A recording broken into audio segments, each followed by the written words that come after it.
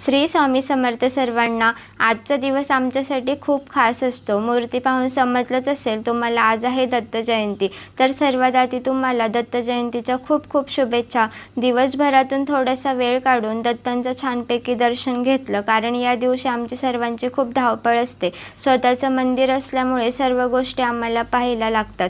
आमचा लाडोबा बघा कसा पाळण्यात बसलाय। त्याचे बाबा दत्तदेवासाठी पाळणा सजवत होते आणि स्वरू काही उठतच नव्हता।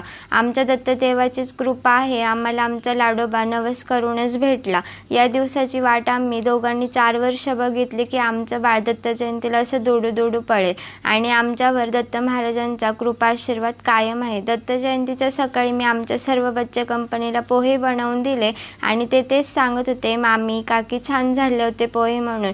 इथे गणेश नाना आरगडे आणि मंगेश दादा सावंत यांनी सुद्धा दत्तगुरूंचे दर्शन घेण्यासाठी उपस्थित झाले। त्यांचाही छानपैकी असा सत्कार केला आणि सर्व घरचे असल्यामुळे माझे आमची सिस्टीम किंवा नियोजन ते छानपैकी करतात आणि माझ्या सासऱ्यांच्या हाताने छोट्या कीर्तनकाराचा सत्कार देखील केला। ते तुम्हाला पुढे पाहायला भेटेलच। कीर्तन चालू असताना मला स्वराजला घेऊन असं साईडलाच बसावं लागत होतं, कारण की तो इकडे तिकडे पळत होता आणि गर्दी तर तुम्ही बघू शकता। त्याच्यामुळे ह्यावेळी काही मला जास्त नटापटा वगैरे सुद्धा करायला भेटला नाही।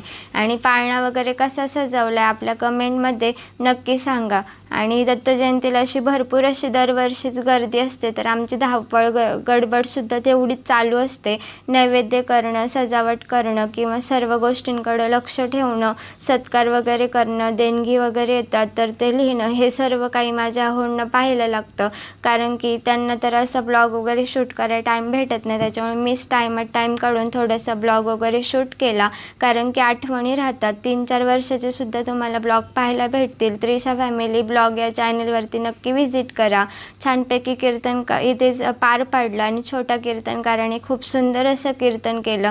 दरवर्षी आम्ही प्रवचन असं ठेवतो, पण ह्यावेळेस त्यांची इच्छा होती की कीर्तन ठेवायचं, तर छानपैकी इथे कीर्तनसुद्धा ठेवलं आणि लोकंसुद्धा भरपूर होती।